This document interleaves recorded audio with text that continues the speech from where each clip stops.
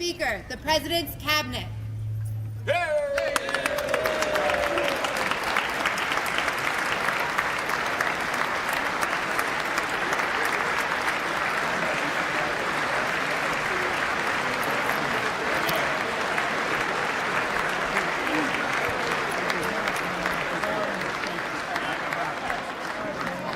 That's true. I should have done better.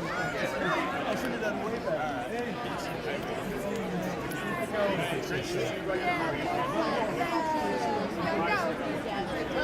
Secretary, can't wait to connect with you. You have so much to learn about stuff. Yes.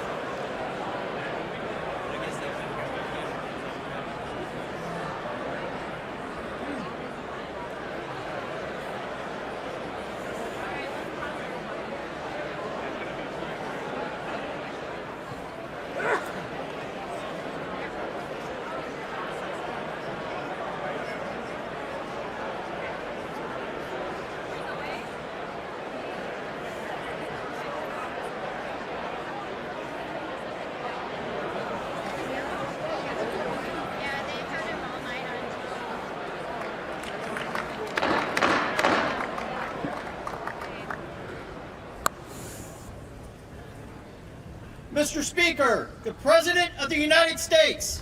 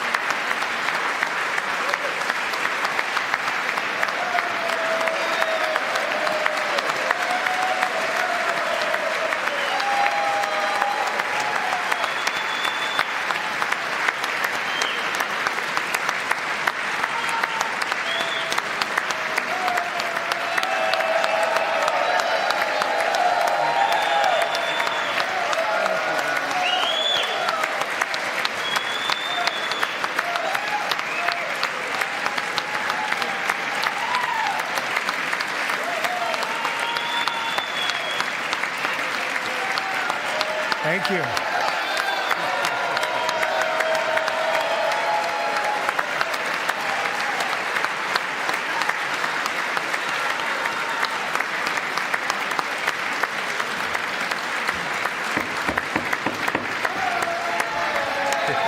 Thank you very much. Thank you very much. It's a great honor. Thank you very much. Speaker Johnson, Vice President Vance, the First Lady of the United States,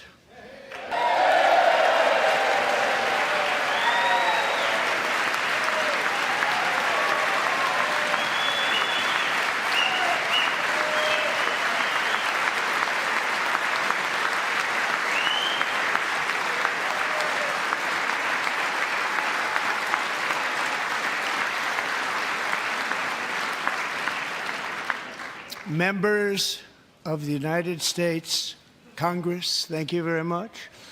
And to my fellow citizens, America is back.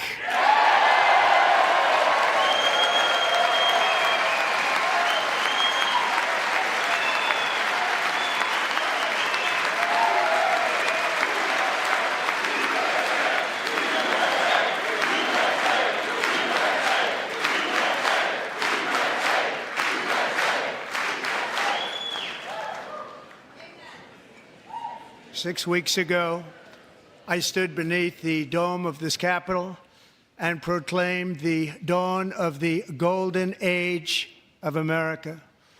From that moment on, it has been nothing but swift and unrelenting action to usher in the greatest and most successful era in the history of our country.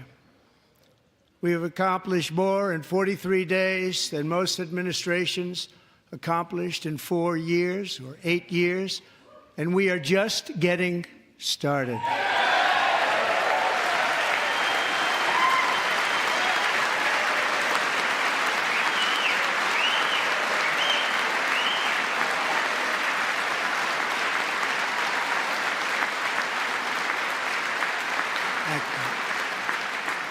I return to this chamber tonight to report that America's momentum is back, our spirit is back, our pride is back, our confidence is back, and the American dream is surging bigger and better than ever before.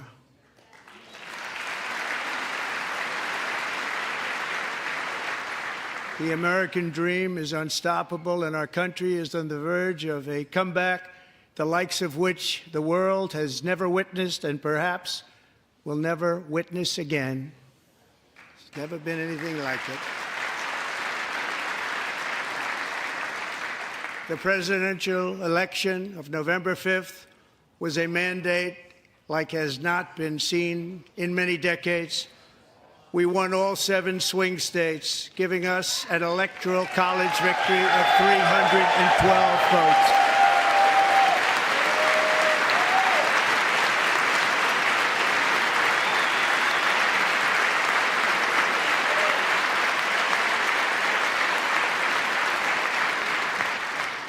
We won the popular vote by big numbers and won counties in our country.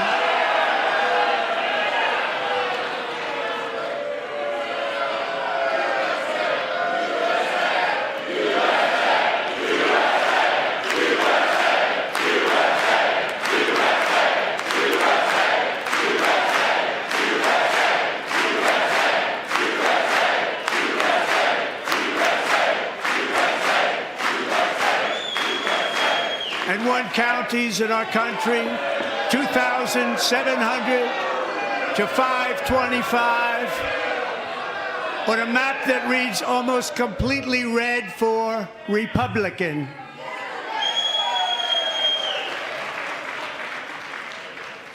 Now, for the first time in modern history, more Americans believe that our country is headed in the right direction than the wrong direction. In fact, it's an astonishing record, 27-point swing, the most ever.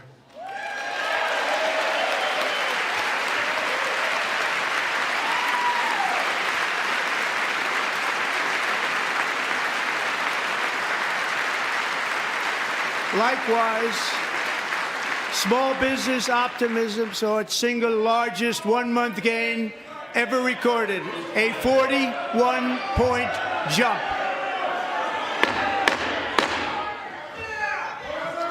Members are directed to uphold and maintain decorum in the House and to cease any further disruptions. That's your warning.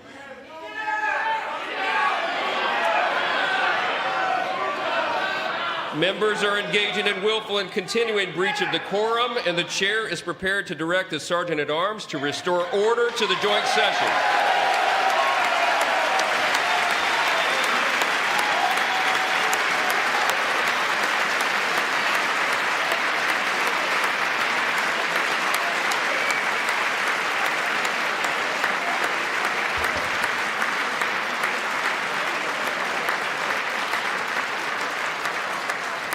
Mr. Green, take your seat.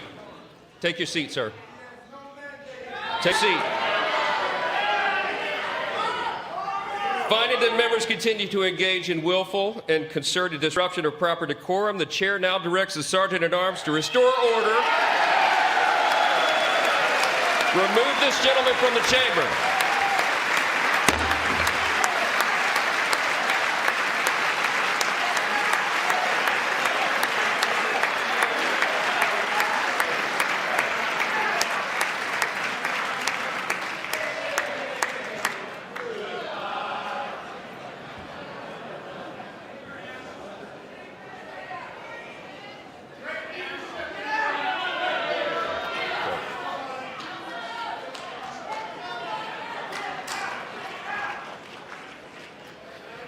Members are directed to uphold and maintain decorum in the House.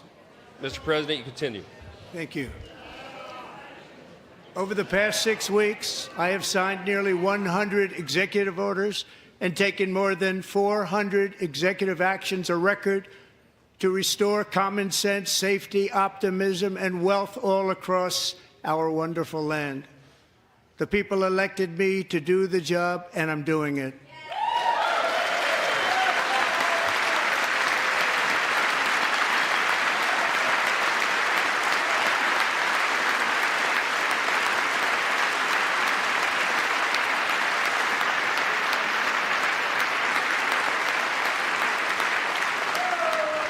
In fact, it has been stated by many that the first month of our presidency, it's our presidency, is the most successful in the history of our nation. By many.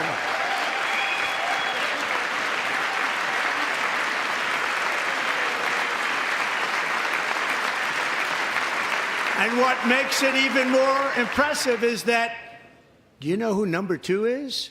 George Washington. How about that? How about that? I don't know about that list, but we'll take it. Within hours of taking the oath of office, I declared a national emergency on our southern border, and I deployed the U.S. military and Border Patrol to repel the invasion of our country. And what a job they've done. As a result, illegal border crossings last month were by far the lowest ever recorded, ever.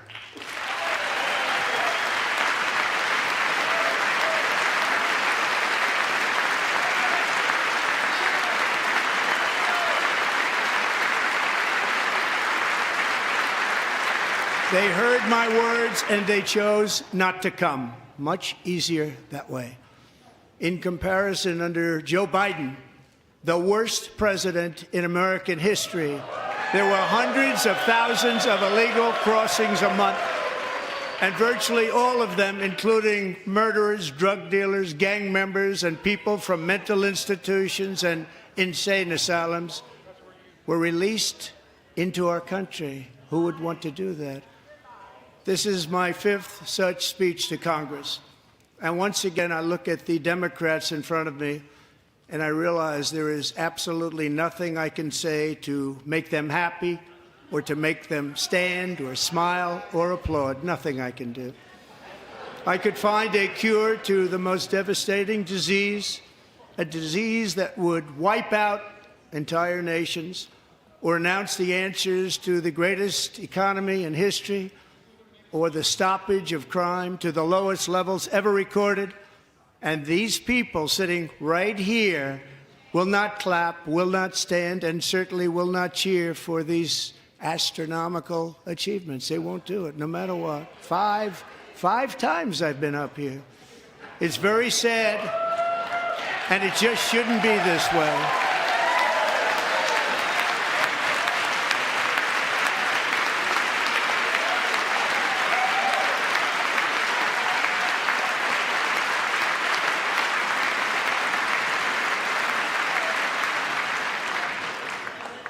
So Democrats sitting before me, for just this one night, why not join us in celebrating so many incredible wins for America?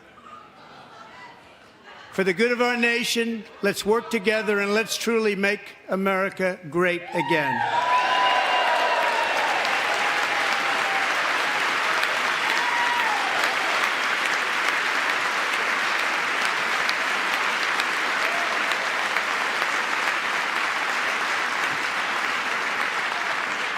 Every day, my administration is fighting to deliver the change America needs to bring a future that America deserves, and we're doing it.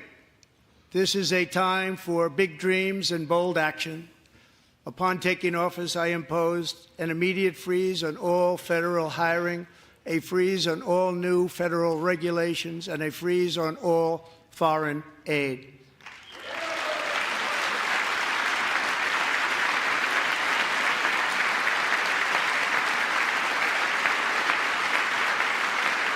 I terminated the ridiculous Green New Scam.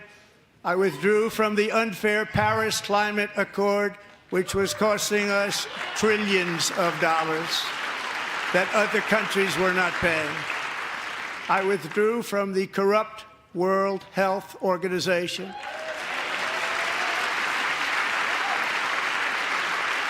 And I also withdrew from the anti-American UN Human Rights Council.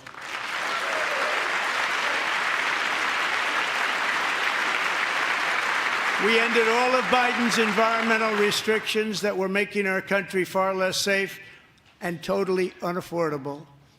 And importantly, we ended the last administration's insane electric vehicle mandate, saving our auto workers and companies from economic destruction.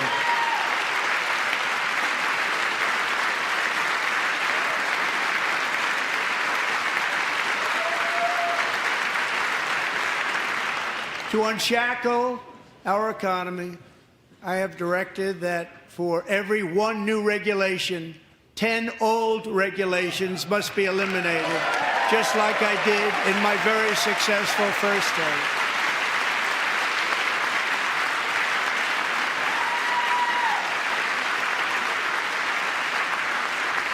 And in that first term, we set records on ending necessary rules and regulations like no other president had done before.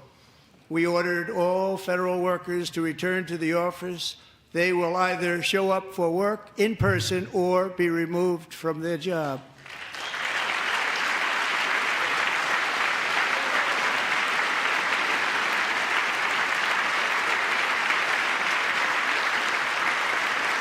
And we have ended weaponized government where, as an example, a sitting president is allowed to viciously prosecute his political opponent, like me. How did that work out? Not too good. Not too good.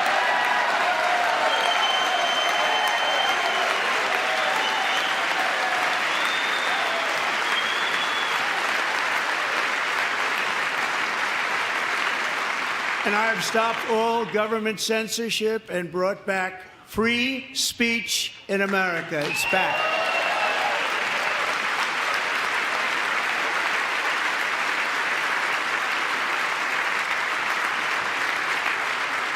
And 2 days ago, I signed an order making English the official language of the United States of America.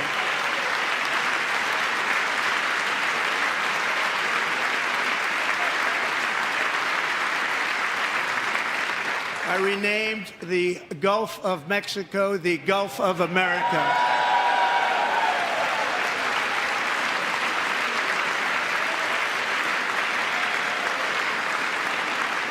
And likewise, I renamed for a great president, William McKinley, Mount McKinley again. Beautiful Alaska. We love Alaska. We've ended the tyranny of so-called diversity, equity, and inclusion policies all across the entire federal government and indeed the private sector and our military. And our country will be woke no longer.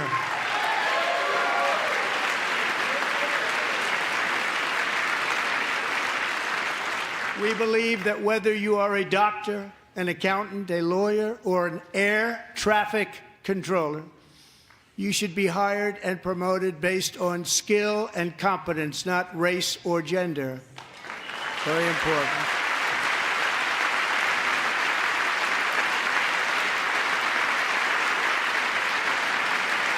You should be hired based on merit.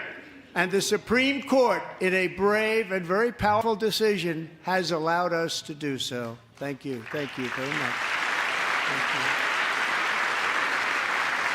you. We have removed the poison of critical race theory from our public schools, and I signed an order making it the official policy of the United States government that there are only two genders, male and female.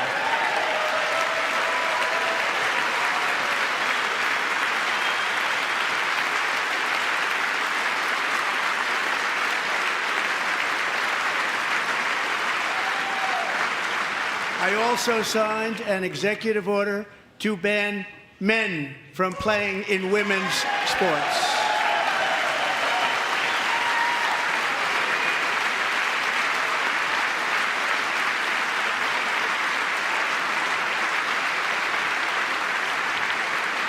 Three years ago, Peyton McNabb was an all-star high school athlete, one of the best, preparing for a future in college sports. But when her girls' volleyball match was invaded by a male, he smashed the ball so hard in Peyton's face, causing traumatic brain injury, partially paralyzing her right side, and ending her athletic career. It was a shot like she's never seen before. She's never seen anything like it. Peyton is here tonight in the gallery, and Peyton, from now on, schools will kick the men off the girls' team, or they will lose all federal funding.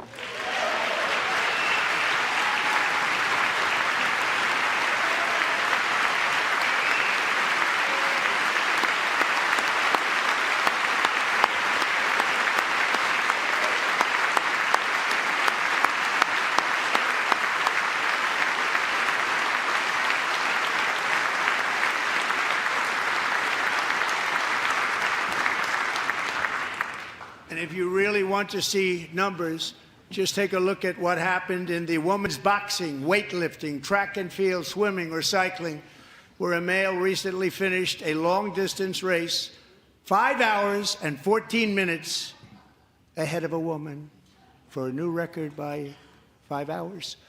Broke the record 5 hours. It's demeaning for women, and it's very bad for our country. We're not going to put up with it any longer.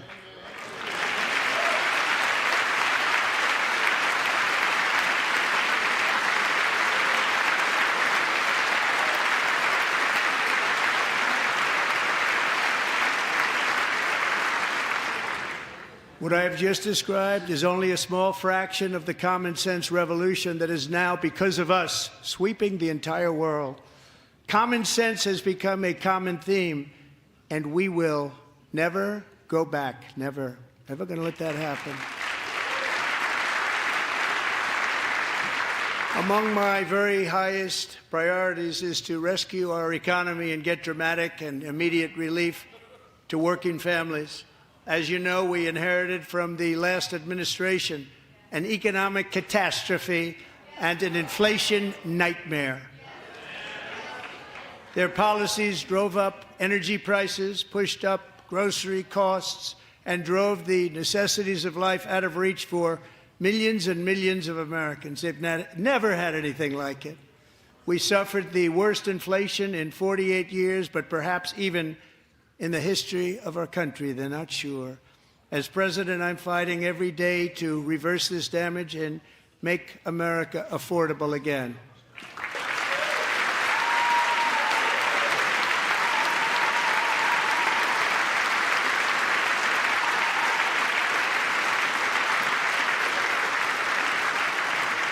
Joe Biden especially let the price of eggs get out of control. The egg price is out of control. And we're working hard to get it back down. Secretary, do a good job on that. Inherited a total mess from the previous administration. Do a good job.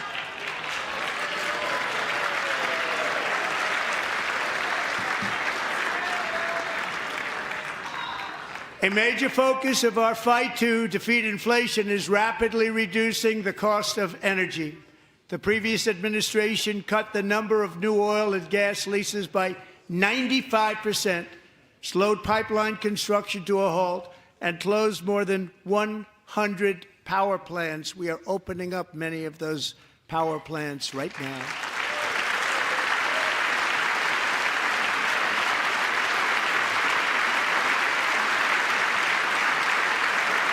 And frankly, we have never seen anything like it.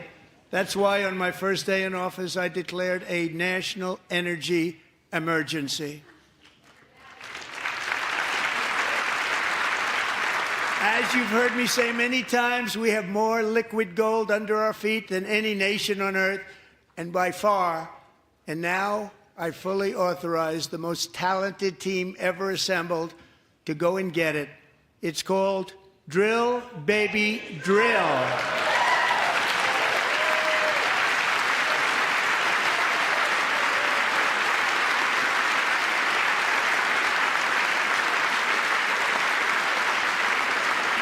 My administration is also working on a gigantic natural gas pipeline in Alaska, among the largest in the world, where Japan, South Korea, and other nations want to be our partner with investments of trillions of dollars each. There's never been anything like that one. It will be truly spectacular. It's all set to go. The permitting is gotten. And later this week, I will also take historic action to dramatically expand production of critical minerals and rare earths here in the USA.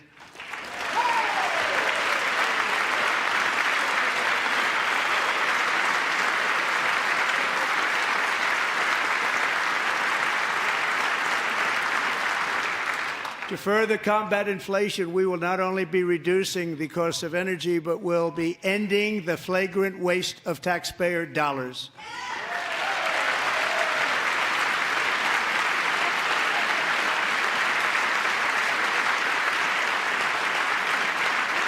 And to that end, I have created the brand new Department of Government Efficiency, DOGE. Perhaps you've heard of it. Perhaps.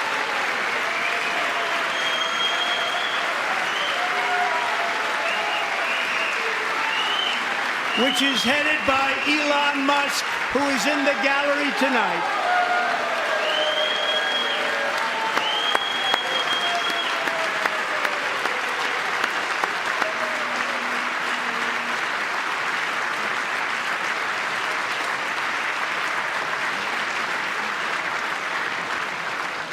Thank you, Elon. He's working very hard. He didn't need this. He didn't need this. Thank you very much. We appreciate it. Everybody here, even this side, appreciates it, I believe. They just don't want to admit that. Just listen to some of the appalling waste we have already identified. $22 billion from HHS to provide free housing and cars for illegal aliens. $45 million for diversity, equity, and inclusion scholarships in Burma. $40 million to improve the social and economic inclusion of sedentary migrants. Nobody knows what that is. $8 million to promote LGBTQI+ in the African nation of Lesotho, which nobody has ever heard of. $60 million for indigenous peoples, and Afro-Colombian empowerment in Central America. $60 million. $8 million for making mice transgender. This is real. $32 million for a left-wing propaganda operation in Moldova. $10 million for male circumcision in Mozambique. $20 million for the Arab Sesame Street in the Middle East. It's a program. $20 million for a program. $1.9 billion to recently created decarbonization of homes, headed up, and we know she's involved. Just at the last moment, the money was passed over by a woman named Stacey Abrams. Have you ever heard of her? A $3.5 million consulting contract for lavish fish monitoring. $1.5 million for voter confidence in Liberia. $14 million for social cohesion in Mali. $59 million for illegal alien hotel rooms in New York City. He's a real estate developer. He's done very well.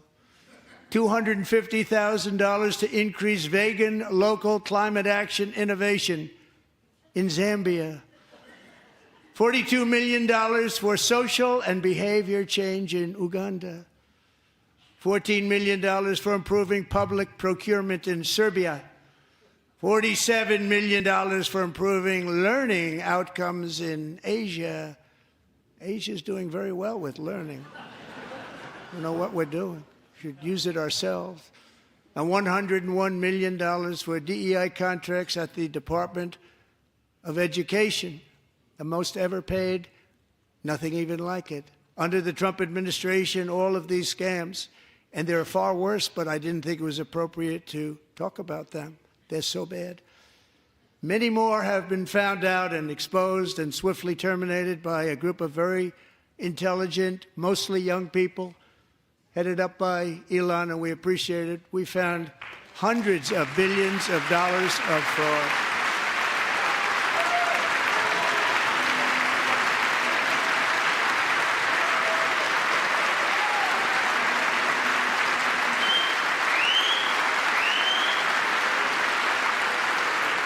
And we've taken back the money and reduced our debt to fight inflation and other things. Taken back a lot of that money. We got it just in time. This is just the beginning. The Government Accountability Office, a federal government office, has estimated annual fraud of over $500 billion in our nation, and we are working very hard to stop it. We're going to. We're also identifying shocking levels of incompetence and probable fraud in the Social Security program for our seniors, and that our seniors and people that we love rely on. Believe it or not, government databases list 4.7 million Social Security members from people aged 100 to 109 years old. It lists 3.6 million people from ages 110 to 119. I don't know any of them. I know some people that are rather elderly, but not quite that elderly. 3.47 million people from ages 120 to 129. 3.9 million people from ages 130 to 139. 3.5 million people from ages 140 to 149. And money is being paid to many of them, and we're searching right now. In fact, Pam, good luck. Good luck. You're going to find it. But a lot of money is paid out to people because it just keeps getting paid, and nobody does, and it really hurts Social Security and hurts our country. 1.3 million people from ages 150 to 159, and over 130,000 people, according to the Social Security databases, are age over 160 years old. We have a healthier country than I thought, Bobby.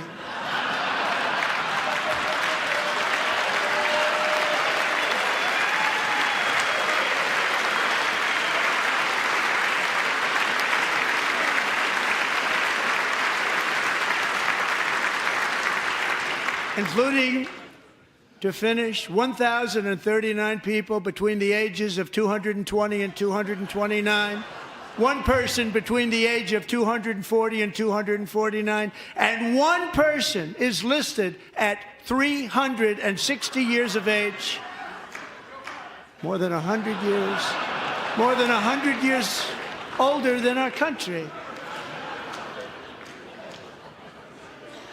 But we're going to find out where that money's going, and it's not going to be pretty. By slashing all of the fraud, waste, and theft we can find, we will defeat inflation, bring down mortgage rates, lower car payments and grocery prices, protect our seniors, and put more money in the pockets of American families.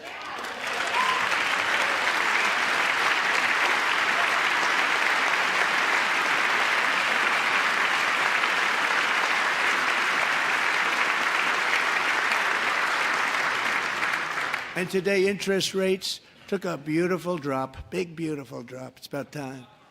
And in the near future, I want to do what has not been done in 24 years, balance the federal budget. We're going to balance it.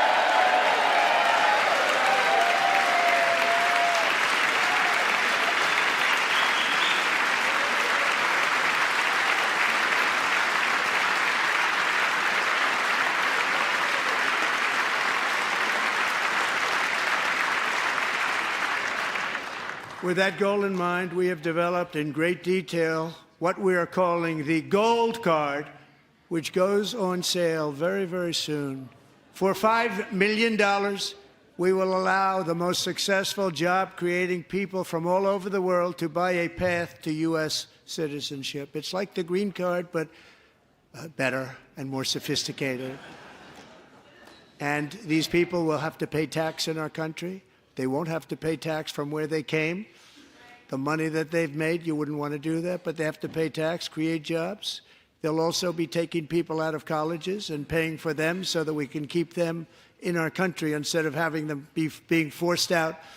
Number one, at the top school, as an example, being forced out and not being allowed to stay and create tremendous numbers of jobs and great success for a company out there. So while we take out the criminals, killers, traffickers, and child predators who are allowed to enter our country under the open border policy of these people, the Democrats, the Biden administration, the open border insane policies that you've allowed to destroy our country, we will now bring in brilliant, hardworking, job-creating people.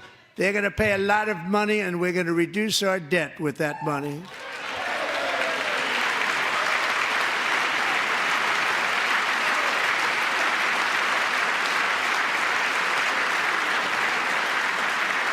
Americans have given us a mandate for bold and profound change. For nearly 100 years, the federal bureaucracy has grown until it has crushed our freedoms, ballooned our deficits, and held back America's potential in every possible way. The nation founded by pioneers and risk-takers now drowns under millions and millions of pages of regulations and debt. Approvals that should take 10 days to get instead take 10 years, 15 years, and even 20 years before you're rejected. Meanwhile, we have hundreds of thousands of federal workers who have not been showing up to work. My administration will reclaim power from this unaccountable bureaucracy, and we will restore true democracy to America again.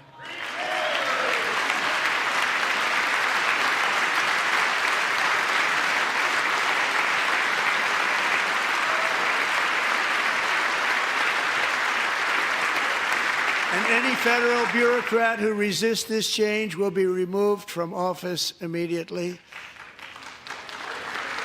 Because we are draining the swamp. It's very simple. And the days of rule by unelected bureaucrats are over.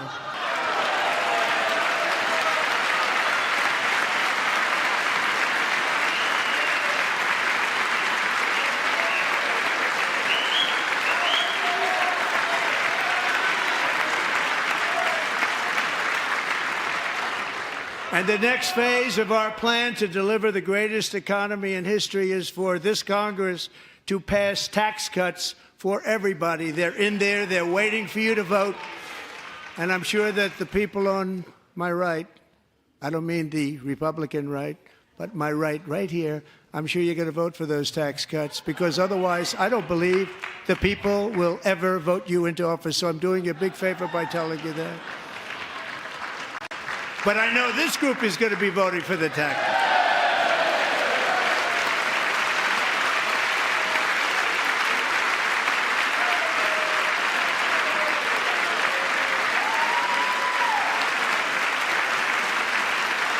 Thank you. It's a very, very big part of our plan. We had tremendous success in our first term with it. A very big part of our plan. We're seeking permanent income tax cuts all across the board. And to get urgently needed relief to Americans hit especially hard by inflation, I'm calling for no tax on tips, no tax on overtime, and no tax on Social Security benefits for our great seniors.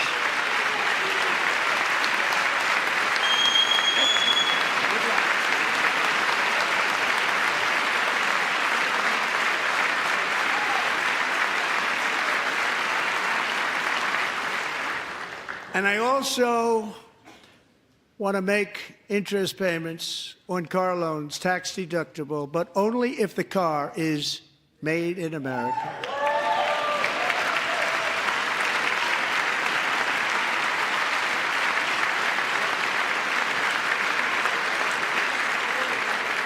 And by the way, we're going to have growth in the auto industry like nobody's ever seen. Plants are opening up all over the place. Deals are being made. Never seen. That's a combination of the election win and tariffs. It's a beautiful word, isn't it? That, along with our other policies, will allow our auto industry to absolutely boom. It's going to boom. Spoke to the majors today, all three, the top people, and they're so excited. In fact, already numerous car companies have announced that they will be building massive automobile plants in America, with Honda just announcing a plant in Indiana, one of the largest anywhere in the world.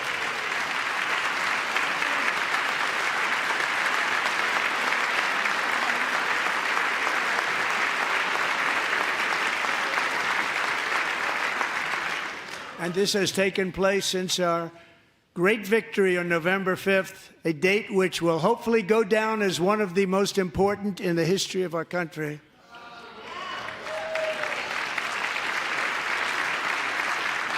In addition, as part of our tax cuts, we want to cut taxes on domestic production and all manufacturing.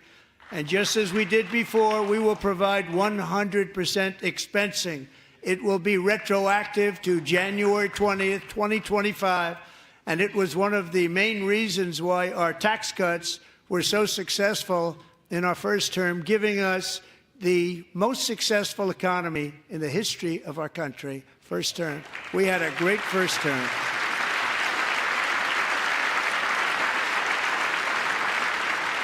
If you don't make your product in America, however, under the Trump administration, you will pay a tariff, and in some cases, a rather large one. Other countries have used tariffs against us for decades, and now it's our turn to start using them against those other countries. On average, the European Union, China, Brazil, India, Mexico, and Canada, have you heard of them? And countless other nations charge us tremendously higher tariffs than we charge them. It's very unfair. India charges us auto tariffs higher than 100%. China's average tariff on our products is twice what we charge them. And South Korea's average tariff is 4 times higher. Think of that, 4 times higher. And we give so much help militarily and in so many other ways to South Korea, but that's what happens. This is happening by friend and foe. This system is not fair to the United States and never was, and so on April 2nd, I wanted to make it April 1st, but I didn't want to be accused of April Fool's Day. That's not, just one day cost us a lot of money. But we're going to do it in April. I'm a very superstitious person. April 2nd, reciprocal tariffs kick in. And whatever they tariff us, other countries, we will tariff them. That's reciprocal, back and forth. Whatever they tax us, we will tax them. If they do non-monetary tariffs to keep us out of their market, then we will do non-monetary barriers to keep them out of our market. There's a lot of that, too. They don't even allow us in their market. We will take in trillions and trillions of dollars and create jobs like we have never seen before. I did it with China and I did it with others, and the Biden administration couldn't do anything about it because there was so much money they couldn't do anything about it. We have been ripped off for decades by nearly every country on earth, and we will not let that happen any longer.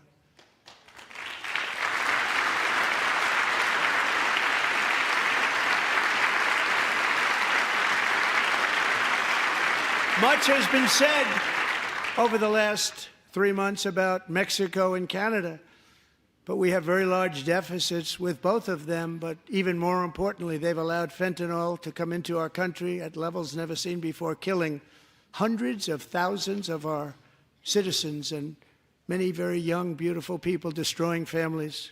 Nobody's ever seen anything like it. They are, in effect, receiving subsidies of hundreds of billions of dollars. We pay subsidies to Canada and to Mexico of hundreds of billions of dollars, and the United States will not be doing that any longer. We're not going to do it any longer.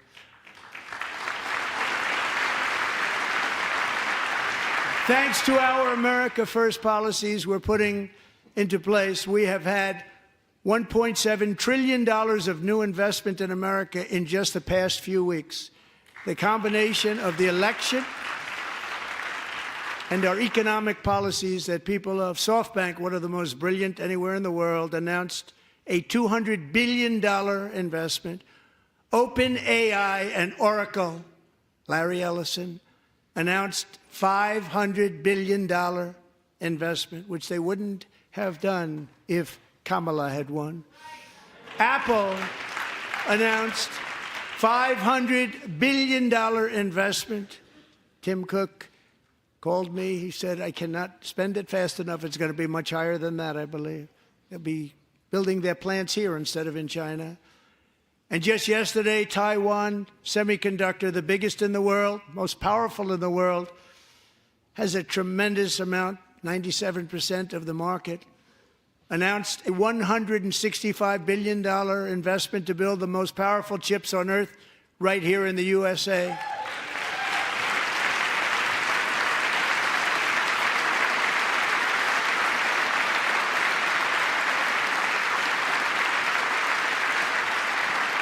And we're not giving them any money. Your CHIPS Act is a horrible, horrible thing. We give hundreds of billions of dollars, and it doesn't mean a thing. They take our money and they don't spend it.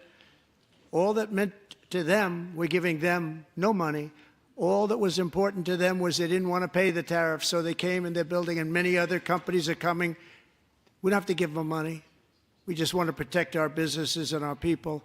And they will come because they won't have to pay tariffs if they build in America. So it's very amazing. You should get rid of the CHIP Act, and whatever's left over, Mr. Speaker, you should use it to reduce debt or any other reason you want to.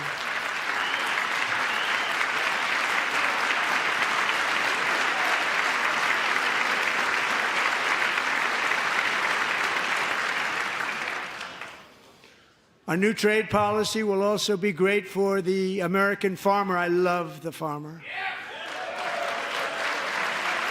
Who will now be selling into our home market, the USA, because nobody is going to be able to compete with you. Because there's goods that come in from other countries and companies. They're really in a bad position in so many different ways. They're uninspected. They may be very dirty and disgusting, and they come in and they pour in, and they hurt our American farmers. The tariffs will go on agricultural product to America, and our farmers, starting on April 2nd, it may be a little bit of an adjustment period. We had that before when I made the deal with China, $50 billion of purchases, and I said, just bear with me, and they did. They did. Probably have to bear with me again, and this will be even better. That was great. The problem with it was that Biden didn't enforce it. He didn't enforce $50 billion of purchases, and we were doing great, but Biden did not enforce it, and it hurt our farmers. But our farmers are going to have a field day right now. So to our farmers, have a lot of fun. I love you too. I love you too. It's all going to happen.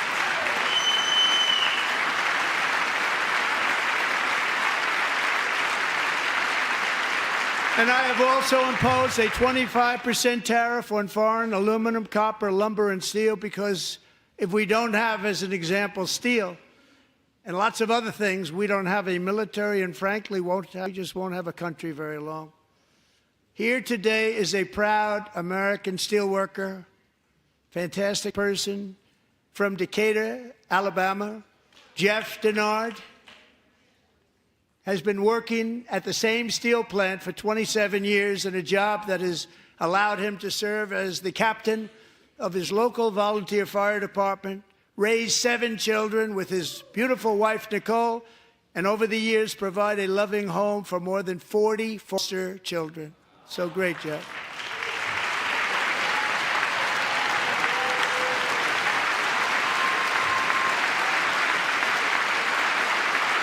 Thank you, Jeff.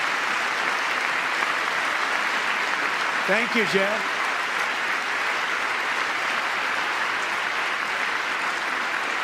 Stories like Jeff's remind us that tariffs are not just about protecting American jobs.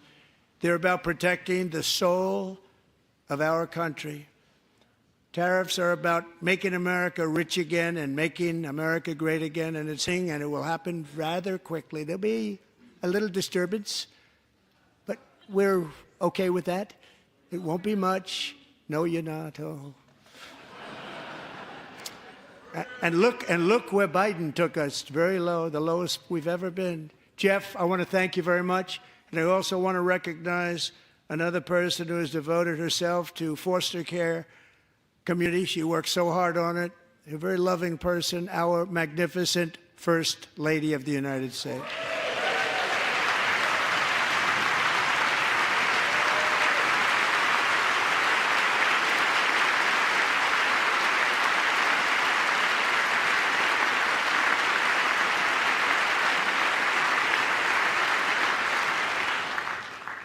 Melania's work has yielded incredible results, helping prepare our nation's future leaders as they enter the workforce.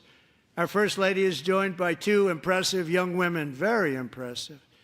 Haley Ferguson, who benefited from the First Lady's Fostering the Future initiative and is poised to complete her education and become a teacher. And Elliston Berry, who became a victim of an illicit deepfake image produced by a peer. With Elliston's help, the Senate just passed the Take It Down Act, and this is so important. Thank you very much, John. John Thune, thank you. Stand up, John. Thank you, John.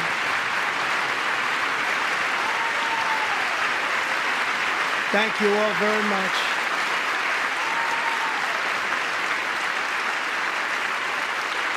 Thank you. And thank you to John Thune and the Senate. Great job. To criminalize the publication of such images online is a terrible, terrible thing. And once it passes the House, I look forward to signing that bill into law. Thank you. And I'm going to use that bill for myself, too, if you don't mind.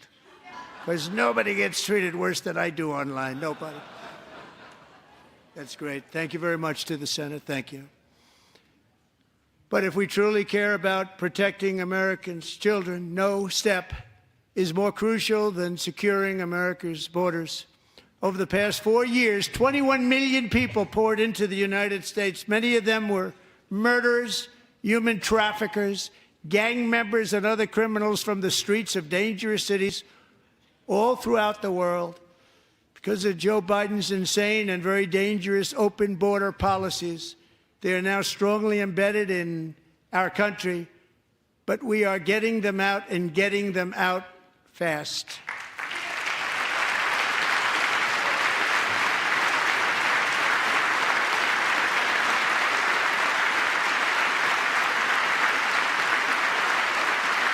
And I want to thank Tom Homan and Christy. I want to thank you and Paul of Border Patrol. I want to thank you. What a job they've all done, everybody. Border Patrol, ICE, law enforcement in general is incredible. We have to take care of our law enforcement. Have to.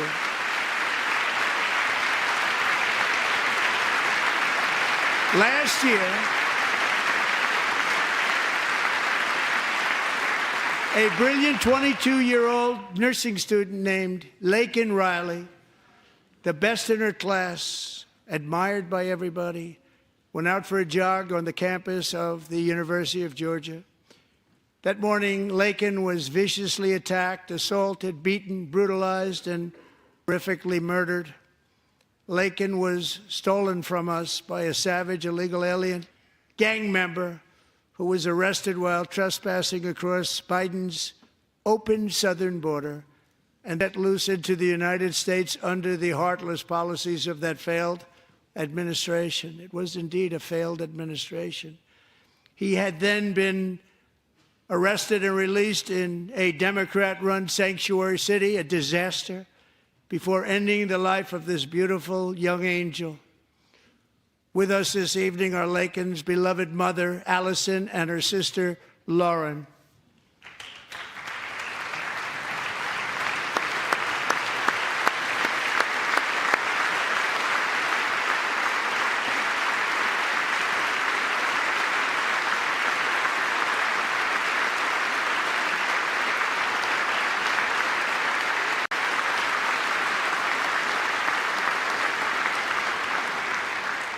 Last year, I told Laken's grieving parents that we would ensure their daughter would not have died in vain.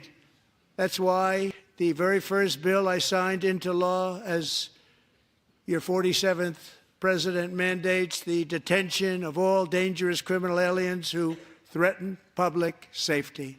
It's a very strong, powerful act.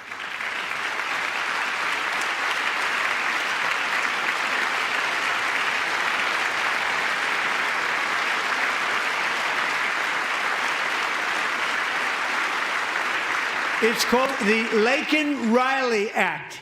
So Allison and Lauren, America will never, ever forget our beautiful Laken Hope Riley.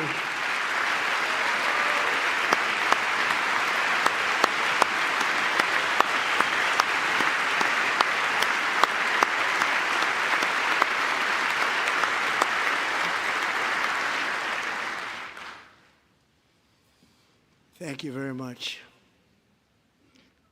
Since taking office, my administration has launched the most sweeping border and immigration crackdown in American history, and we quickly achieved the lowest numbers of illegal border crossers ever recorded. Thank you.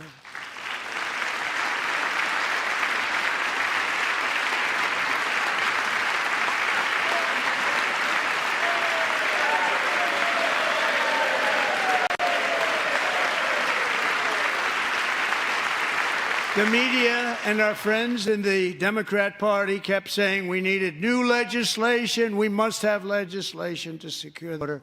But it turned out that all we really needed was a new president.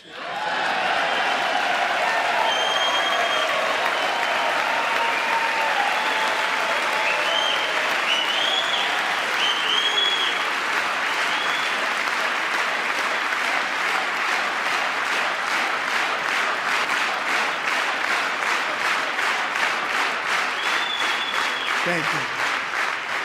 Joe Biden didn't just open our borders, he flew illegal aliens over them to overwhelm our schools, hospitals, and communities throughout the country. Entire towns like Aurora, Colorado, and Springfield, Ohio, buckled under the weight of the migrant occupation and corruption like nobody's ever seen before. Beautiful towns destroyed. Now, just as I promised in my inaugural address, we are achieving the great liberation of America.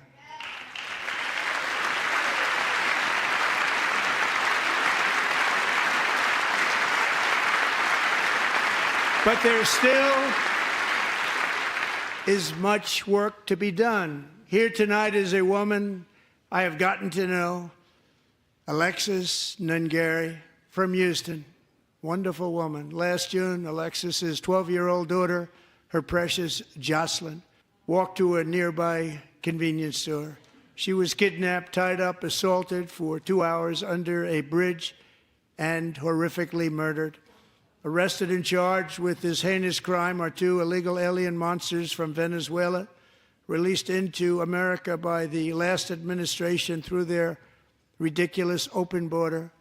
The death of this beautiful 12-year-old girl and the agony of her mother and family touched our entire nation greatly. Alexis, I promised that we would always remember your daughter, your magnificent daughter, and earlier tonight I signed an order keeping my word to you. One thing I have learned about Jocelyn is that she loved animals so much. She loved nature. Across Galveston Bay, from where Jocelyn lived in Houston, you will find a magnificent national wildlife refuge, a pristine, peaceful, 34,000-acre sanctuary for all of God's creatures on the edge of the Gulf of America. Alexis, moments ago, I formally renamed that refuge in loving memory of your beautiful daughter, Jocelyn. So, Mr. Vice President, if you would, may I have the order?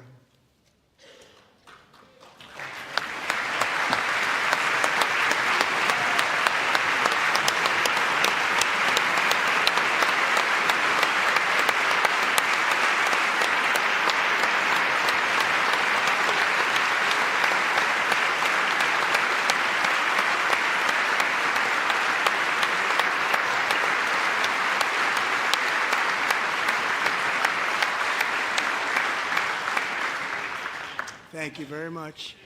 All 3 savages charged with Jocelyn and Lakin's murders were members of the Venezuelan prison gang, the toughest gang, they say, in the world, known as Tren de Aragua.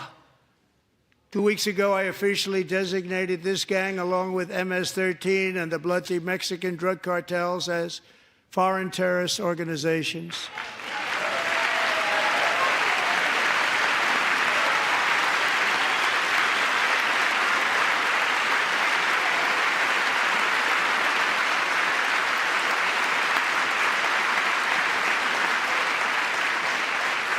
They are now officially in the same category as ISIS, and that's not good for them.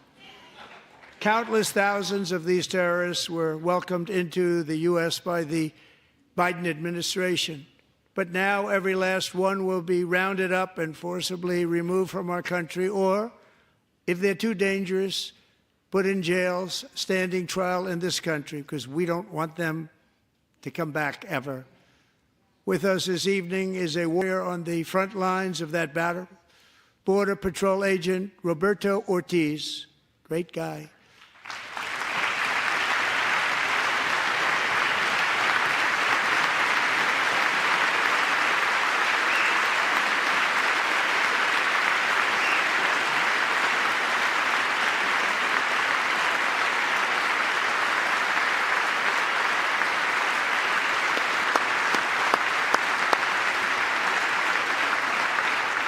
In January, Roberto and another agent were patrolling by the Rio Grande near an area known as Cartel Island. Doesn't sound too nice to me.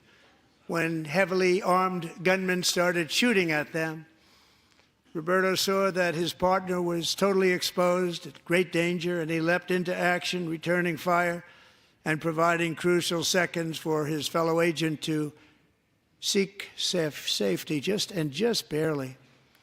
I have some of the prints of that event, and it was not good. Agent Ortiz, we salute you for your great courage and for your line of fire that you took and for the bravery that you showed. We honor you, and we will always honor you. Thank you, Roberto, very much.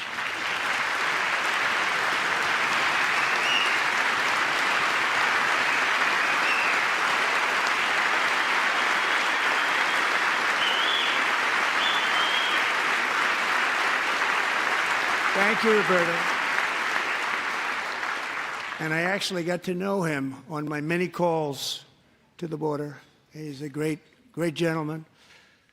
The territory to the immediate south of our border is now dominated entirely by criminal cartels that murder, rape, torture, and exercise total control. They have total control over a whole nation, posing a grave threat to our national security. The cartels are waging war in America, and it's time for America to wage war on the cartels, which we are doing.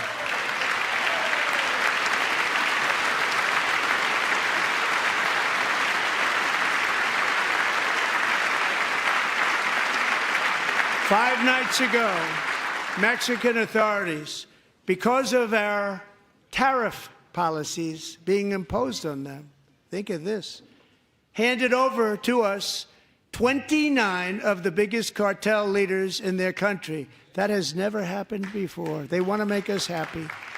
First time ever.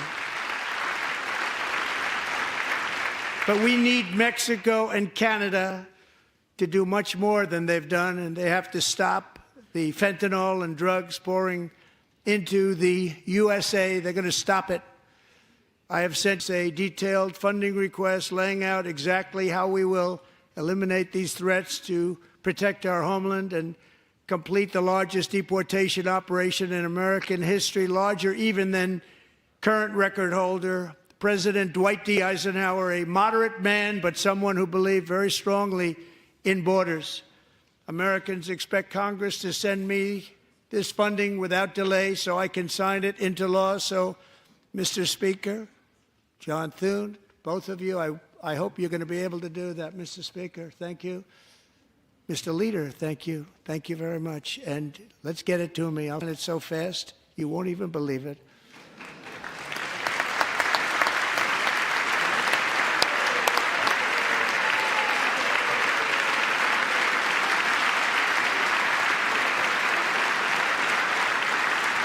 And as we reclaim our sovereignty, we must also bring back law and order to our cities and towns.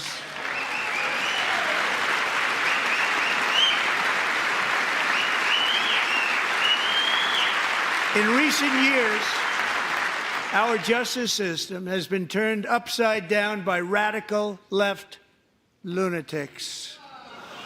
Many jurisdictions virtually ceased enforcing the law against dangerous repeat offenders while weaponizing law enforcement against political opponents like me.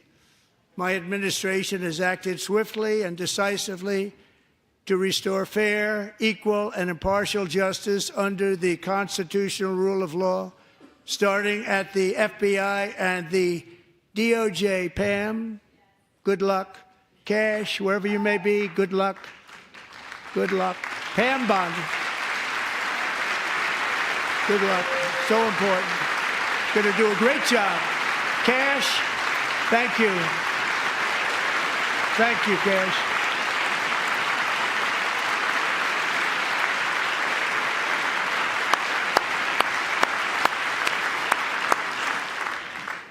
They've already started very strong. They're going to do a fantastic job. You're going to be very proud of them. We're also once again giving our police officers the support, protection, and respect they so dearly deserve. They have to get it. They have such a hard, dangerous job, but we're going to make it less dangerous. The problem is the bad guys don't respect the law, but they're starting to respect it, and they soon will respect it.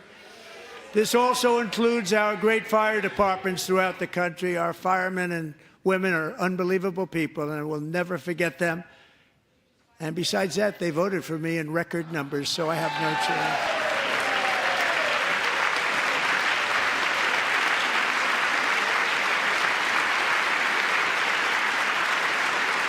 1 year ago this month, 31-year-old New York police officer Jonathan Diller, unbelievably wonderful person and a great officer, was gunned down at a traffic stop on Long Island. I went to his funeral. The vicious criminal charged with his murder had 21 prior arrests, and they were rough arrests, too. He was a real bad one. The thug in the seat next to him had 14 prior arrests, and went by the name of Killer. He was Killer. He killed other people, they say, a lot of them.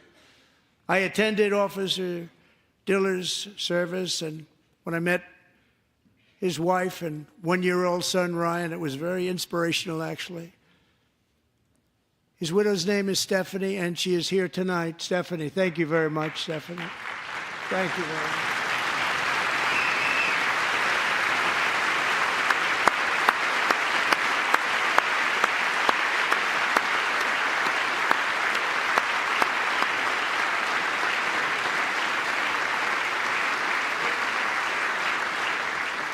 Stephanie, we're going to make sure that Ryan knows his dad was a true hero, New York's finest, and we're going to get these cold-blooded killers and repeat offenders off our streets, and we're going to do it fast.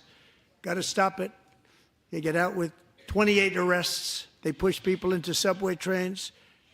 They hit people over the head, back of the head with baseball bats. We got to get them out of here. I've already signed an executive order requiring a mandatory death penalty for anyone who murders a police officer, and tonight I'm asking Congress to pass that policy into permanent law.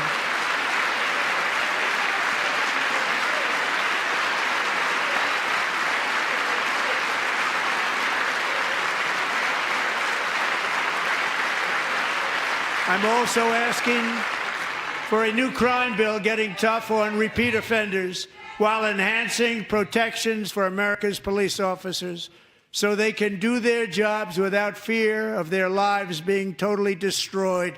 They don't want to be killed. We're not going to let them be killed. Joining us in the gallery tonight is a young man who truly loves our police. His name is DJ Daniel. He is 13 years old, and he has always dreamed of becoming a police officer.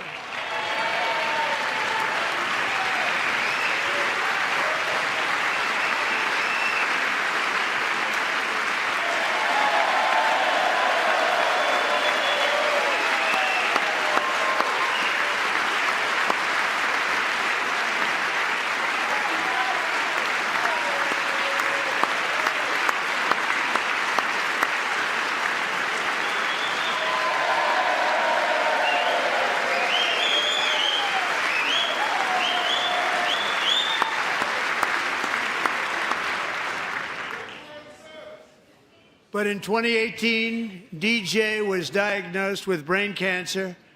The doctors give him 5 months at most to live. That was more than 6 years ago.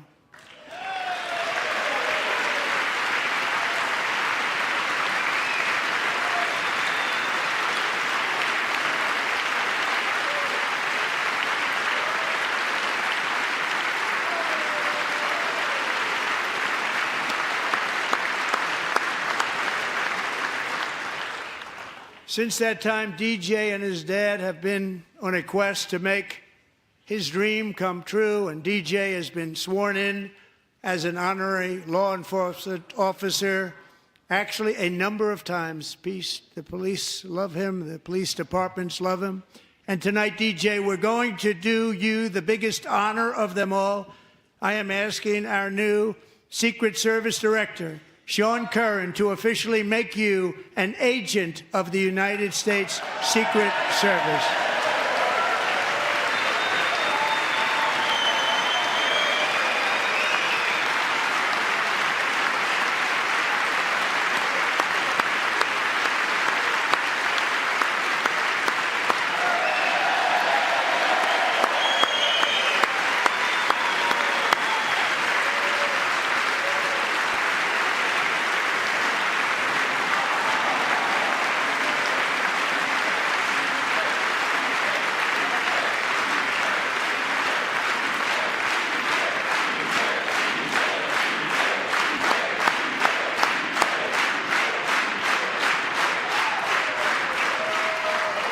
Thank you, DJ.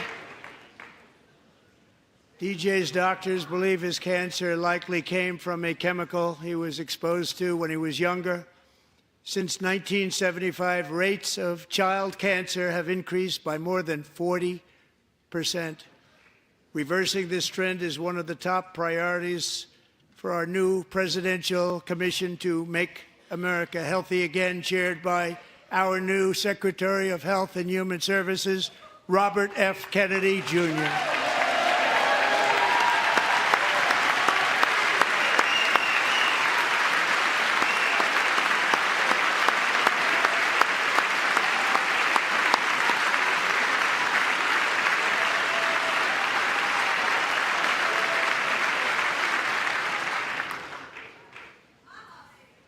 With the name Kennedy, you would have thought everybody over here would have been cheering. How quickly they forget.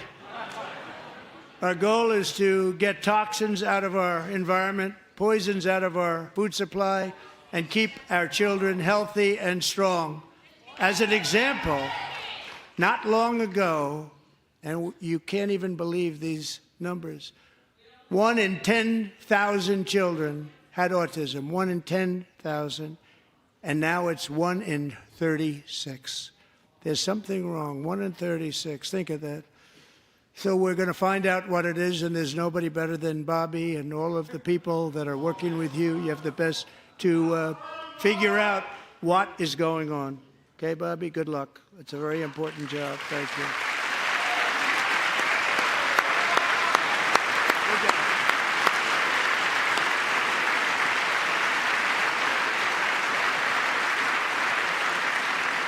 Thank you.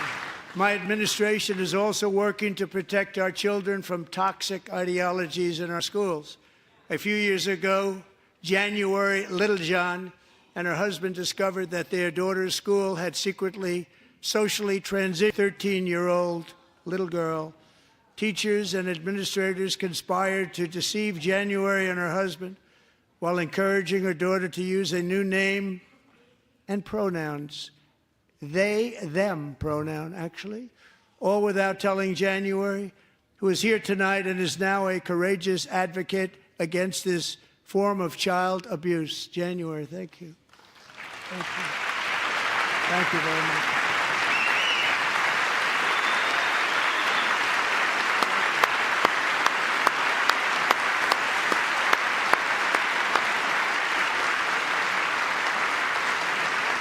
Thank you.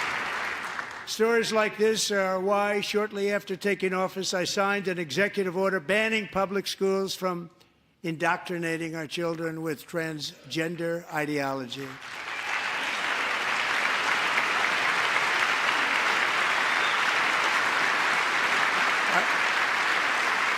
I also signed an order to cut off all taxpayer funding to any institution that engages in sexual mutilation of our youth.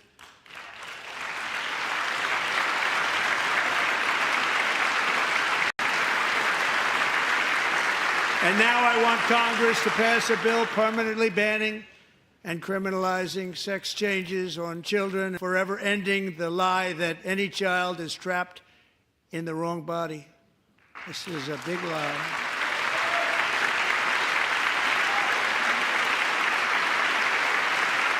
And our message to every child in America is that you are perfect exactly the way God made you.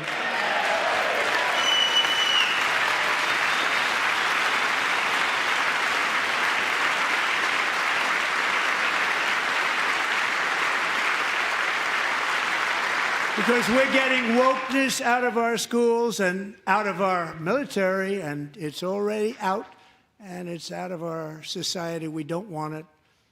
Wokeness is trouble. Wokeness is bad. It's gone. It's gone. And we feel so much better for it, don't we? Don't we feel better?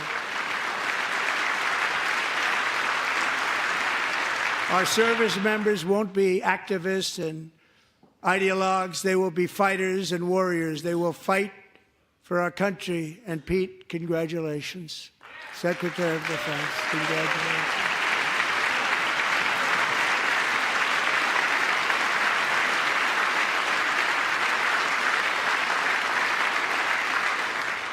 And he's not big into the woke movement, I can tell you. I know him well.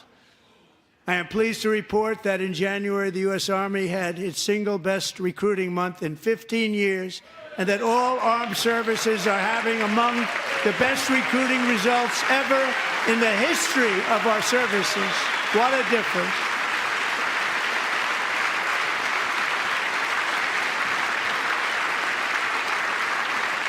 And you know, it was just a few months ago where the results were exactly the opposite. We couldn't recruit anywhere. We couldn't recruit.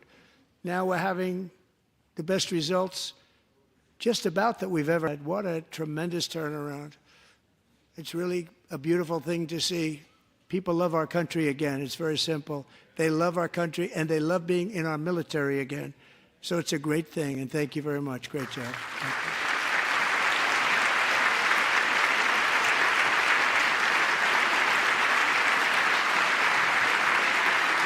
We're joined tonight by a young man, Jason Hartley, who knows the weight of that call of duty.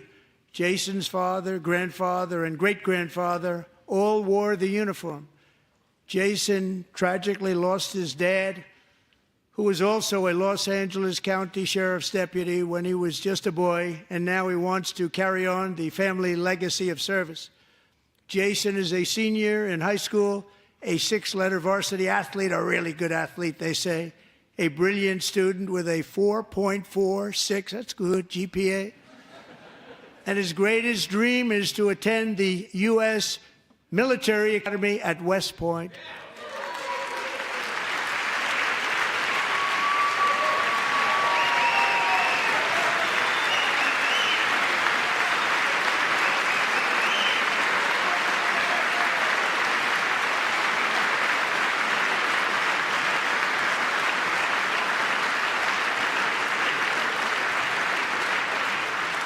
And Jason, that's a very big deal getting in. That's a hard one to get into. But I'm pleased to inform you that your application has been accepted. You will soon be joining the Corps of Cadets.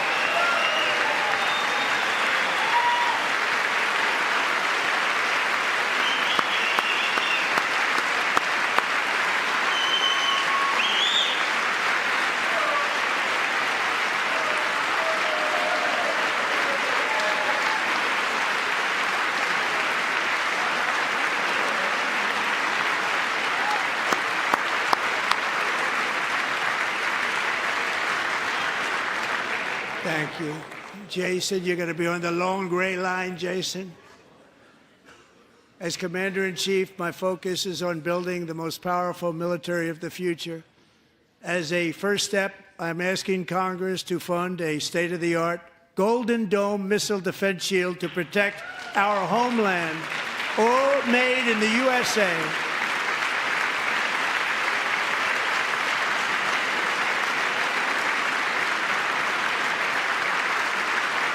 And Ronald Reagan wanted to do it long ago, but the technology just wasn't there, not even close. But now we have the technology. It's incredible, actually. And other places, they have it. Israel has it. Other places have it. And the United States should have it too, right, Tim, right? They should have it too. So I want to thank you. But it's a very, very important. This is a very dangerous world. We should have it. We want to be protected, and we're going to protect our citizens like never before. To boost our defense industrial base, we are also going to resurrect the American shipbuilding industry, including commercial shipbuilding and military shipbuilding.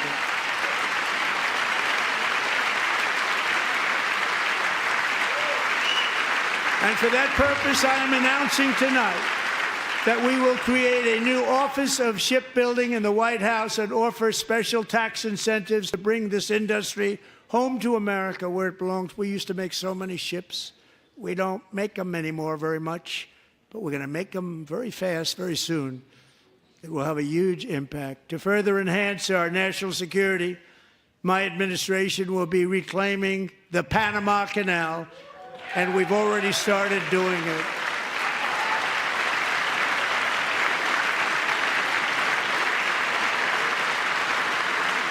Just today, a large American company announced they are buying both ports around the Panama Canal. and lots of other things having to do with the Panama Canal and a couple of other canals. The Panama Canal was built by Americans for Americans, not for others, but others could use it. But it was built at tremendous cost of American blood and treasure. 38,000 workers died building the Panama Canal. They died of malaria. They died of snake bites and mosquitoes. Nice place to work. They paid them very highly to go there, knowing there was a 25% chance that they would die. The most expensive project also that was ever built in our country's history, if you bring it up to modern day costs. It was given away by the Carter administration for $1, but that agreement has been violated very severely. We didn't give it to China. We gave it to Panama, and we're taking it back.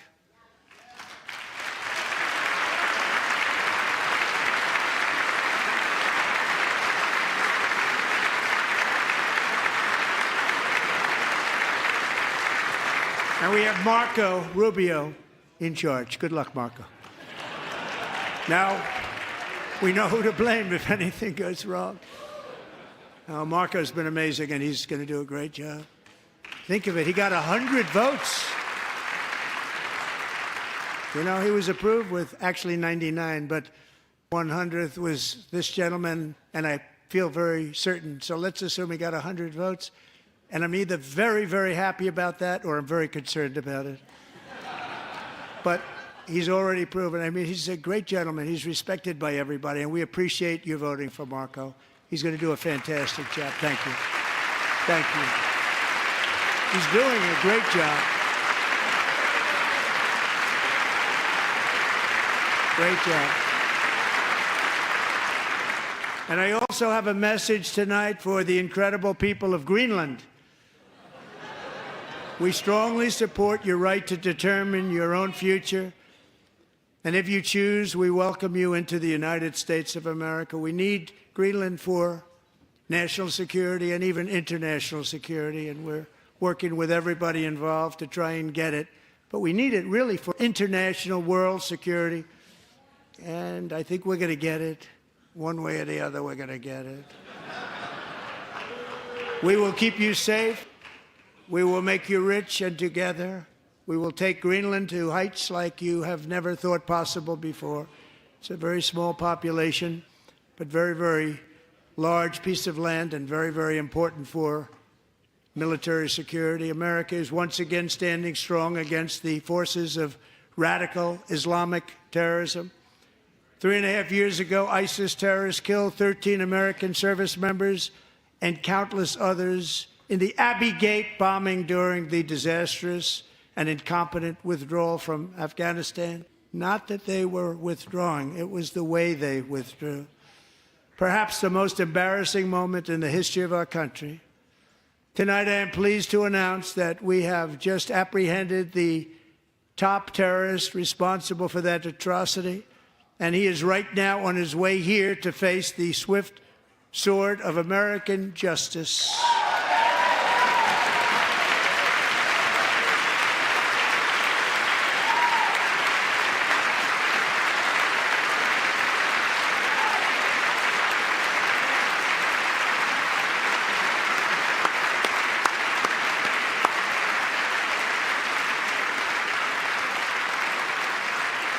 And I want to thank especially the government of Pakistan for helping arrest this monster.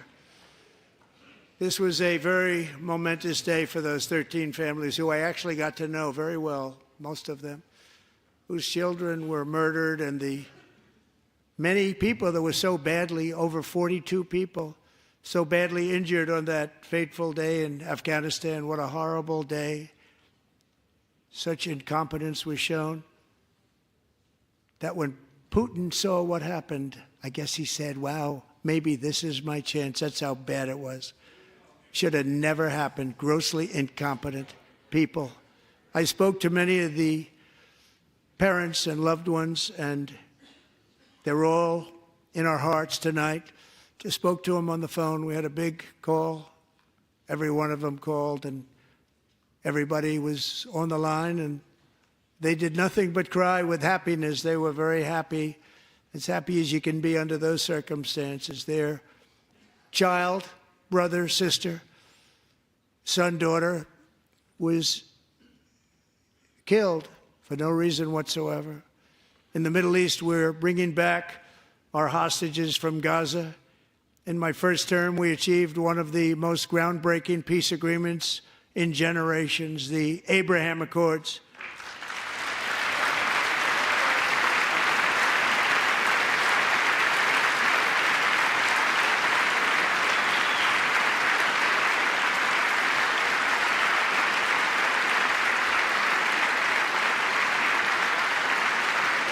And now we're going to build on that foundation to create a more peaceful and prosperous future for the entire region. A lot of things are happening in the Middle East. People have been talking about that so much lately with everything going on with Ukraine and Russia.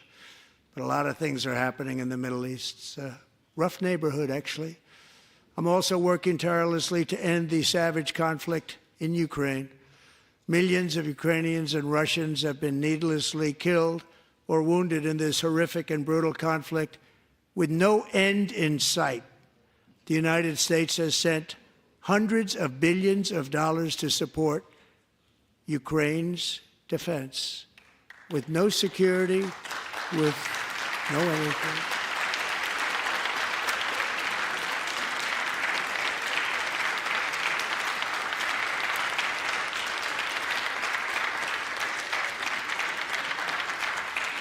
Do you want to keep it going for another 5 years? Yeah, you would say Pocahontas says yes.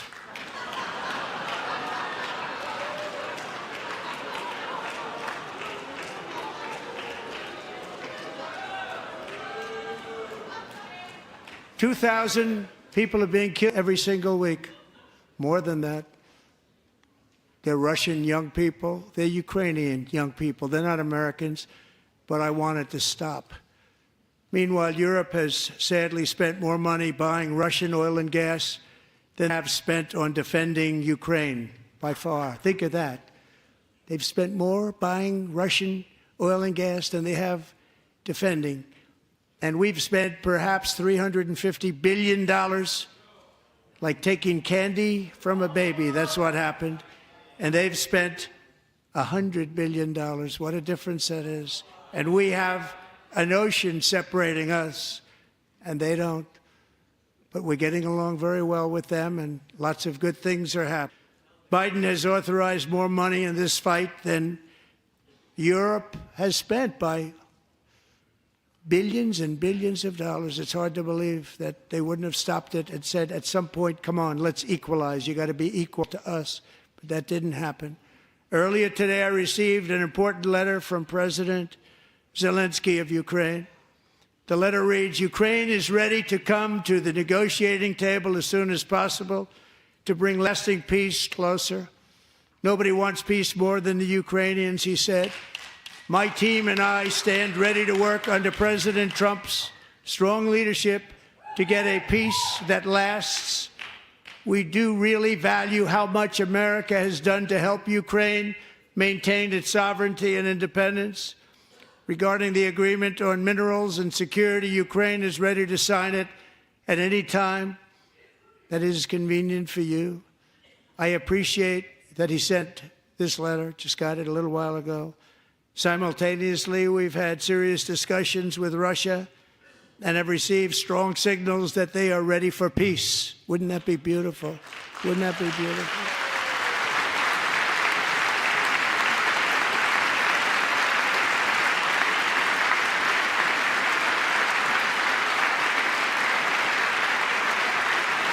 Wouldn't that be beautiful?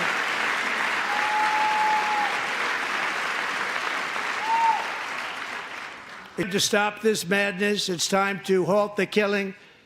It's time to end this senseless war. If you want to end wars, you have to talk to both sides.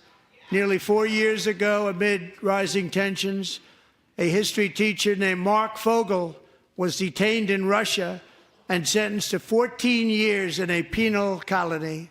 Rough stuff. The previous administration barely lifted a finger to help him. They knew he was innocent, but they had no idea where to begin. But last summer, I promised his 95-year-old mother, Malphine, that we would bring her boy safely back home. After 22 days in office, I did just that, and they are here tonight.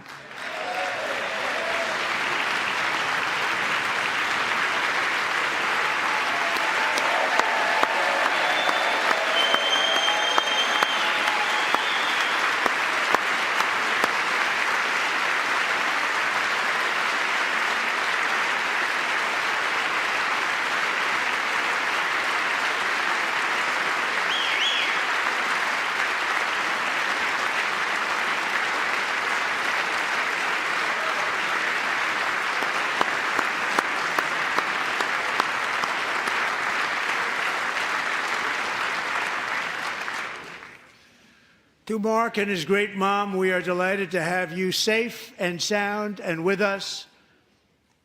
As fate would have it, Mark Fogel was born in a small rural town in Butler, Pennsylvania. Have you heard of it? Where his mother has lived for the past 78 years. I just happened to go there last July 13th for a rally. That was not pleasant.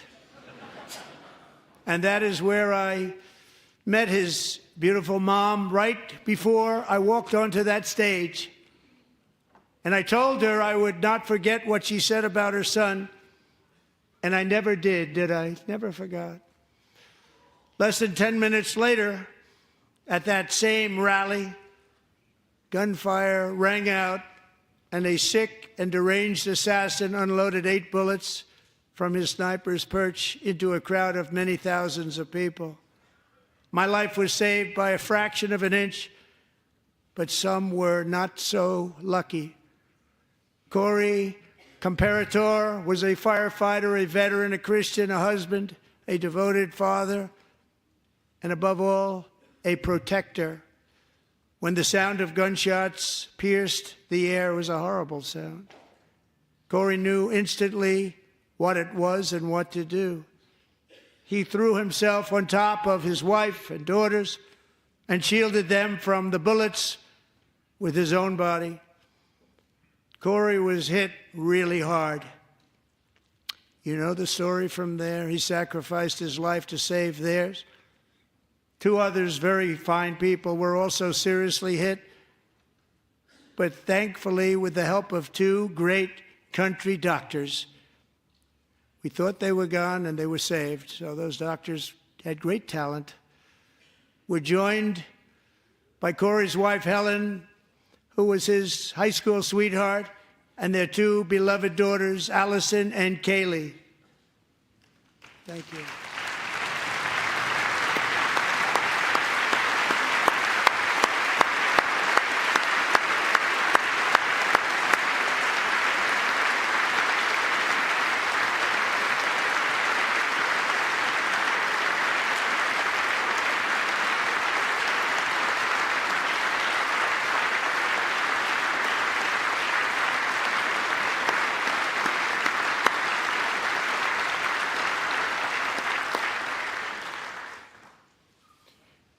To Helen, Allison, and Kaylee, Corey is looking down on his 3 beautiful ladies right now, and he is cheering you on. He loves you. He is cheering you on.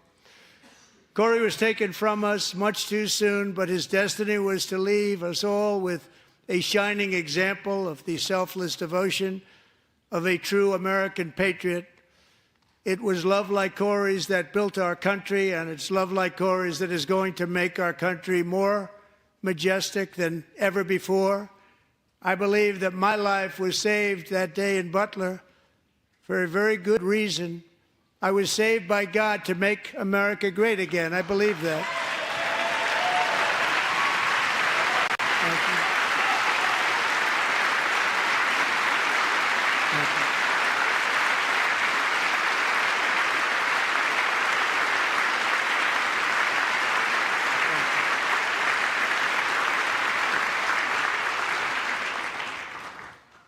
Thank you very much. From the patriots of Lexington and Concord to the heroes of Gettysburg and Normandy, from the warriors who crossed the Delaware to the trailblazers who climbed the Rockies, and from the legends who soared at Kitty Hawk to the astronauts who touched the moon. Americans have always been the people who defied all odds, transcended all dangers, made the most extraordinary sacrifices, and did whatever it took to defend our children, our country, and our freedom.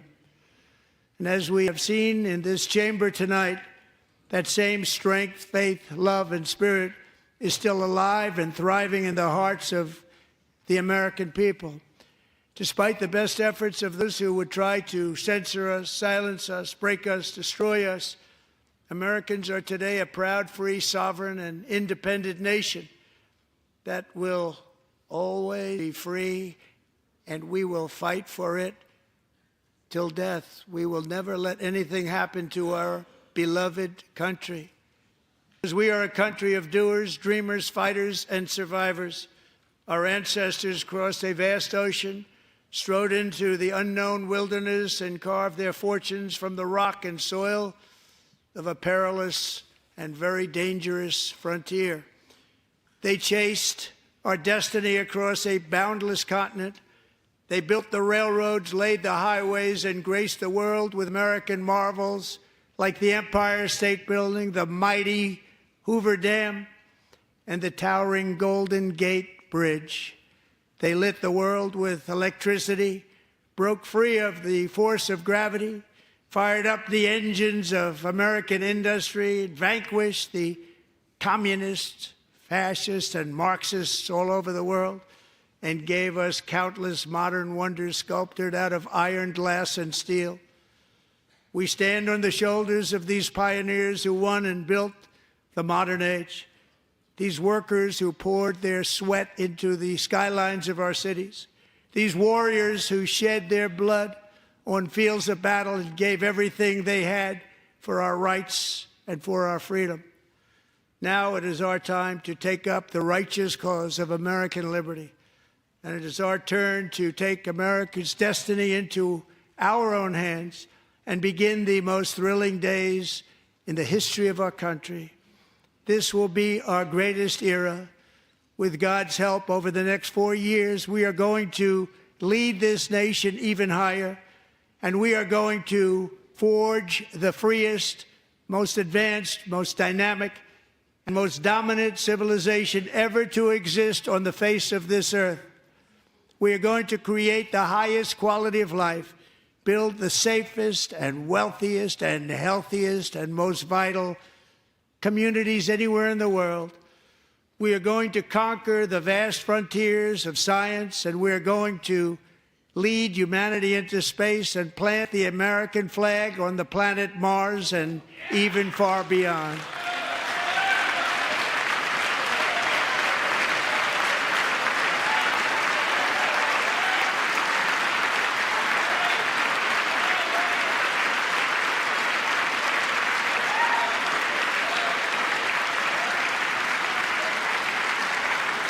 And through it all, we are going to rediscover the unstoppable power of the American spirit.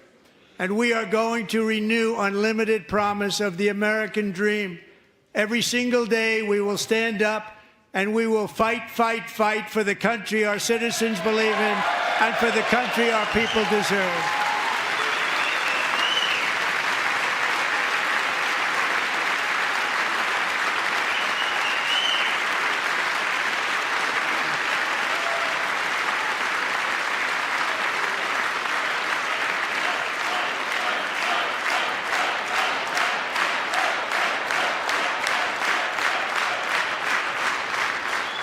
My fellow Americans, get ready for an incredible future, because the golden age of America has only just begun. It will be like nothing that has ever been seen before. Thank you, God bless you, and God bless America.